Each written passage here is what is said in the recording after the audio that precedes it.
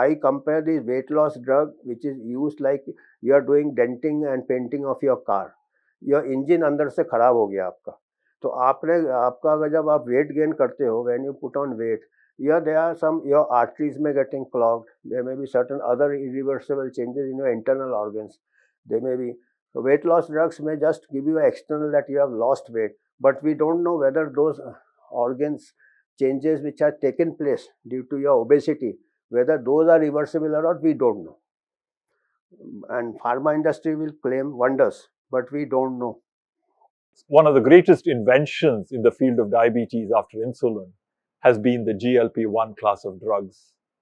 And these drugs, have shed a lot of light on the biology of obesity.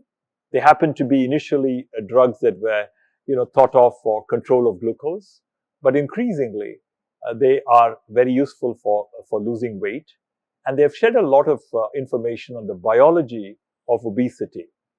The idea that obesity is some sort of moral failure, that people can avoid being obese by being, controlling their own diets, that question has been answered very effectively from the drugs, which basically say, no, obesity is a biological problem.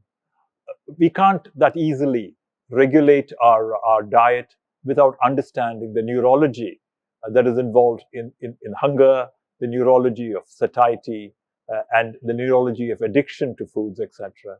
So from that perspective, the drugs have been very valuable. Weight loss drugs of late, there are 3 in numbers which has been launched by 2 companies, the Novo Nordisk and Eli Lilly, with the name of semaglutide and tirzepatide. Semaglutide is available with the oral form as well as the injectable form, and tirzepatide is available with the injectable form. These weight loss drugs are specifically for those who are obese and diabetes, and only obese without diabetes. They work very well. They reduce your weight over the period of time. They reduce your weight and reduces the inflammation which is going on inside your body.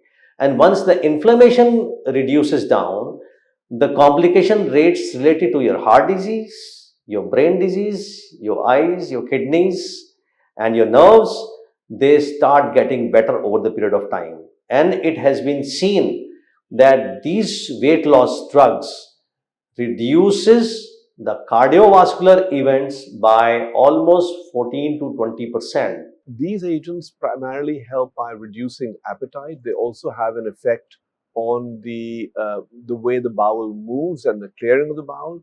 And the net result is, by a reduction in appetite, you end up reducing weight. Important things to understand here are as follows. Most of the studies were done which already include conventional lifestyle measures as a starting point. So you must have a structured diet plan which should facilitate weight loss, a structured activity plan. And in some studies, intensive behavioral therapy was also added. So they come as a package. When somebody is initiated on these drugs, it shouldn't be, I'm continuing to do whatever else I do. My lifestyle is inappropriate. My diet is inappropriate. I'll just take these medicines and I hope that my weight becomes less. That would not be the best utilization of these fairly expensive drugs at this point in time. The second thing is that the gastrointestinal side effects are often more as you go up to a higher dose. And if you suddenly expose somebody to a higher dose of these agents, they may have disabling side effects. So people will inevitably like to be started at the lowest dose and work their way up at every 4 to 8 weeks, depending on the tolerability, to the highest tolerable dose. Never start with 2.4 milligrams of semaglutide or 15 milligrams of tirzepatide. You start with much lower doses and gradually build up. The third thing we really need to understand is that in addition to loss of fat mass, there is a concern there may be a concurrent loss in muscle mass. And so it is important that the physical activity that is done includes resistance exercises to keep the muscles in shape so that you don't end up becoming weak in a muscle sense also while you're losing your fat mass. The fourth thing which is relevant and which most people will ask is, how long do I take these agents? Well, like most agents, it is likely that you will continue to lose weight or maintain that weight loss as long as you continue to take these agents. And once you discontinue, you may start losing out on the benefits, though detailed studies about the resurgence of weight on discontinuation have yet to be performed. The challenge with these drugs is twofold. Number one, they're extremely expensive. Soon they're going to go off patent. Costs might start coming down, but still they would need to go down a lot further for the common person to be able to afford them. Secondly, one would have to use it long term, and it's not something that you can go on and go off. That's not going to work. So I would worry very much about unregulated uses of the drugs, and that could lead to potential major side effects we need to be aware of. So I would say there is a place for the drugs, the weight loss drugs, but it has to be done in an organized way by lowering the cost of the drugs and by working with your physicians who are experts at prescribing these drugs. What you should not be doing is just buying the drug off the shelf or through alternative sources of the drugs, etc. That would be dangerous. Weight loss drugs will encourage the passivity, because earlier a person was obese, the doctor used to say you have to exercise, you have to change your life. Active participation was required. Now they will think it, okay, now I don't have to exercise also. I can just take a weight loss drug. And this weight loss drug is a new invention. I mean, not 3, 4, 5 years. So we don't know the long-term effects, firstly. Secondly, we don't know, because obesity is not a cosmetic thing only. External obesity is one thing.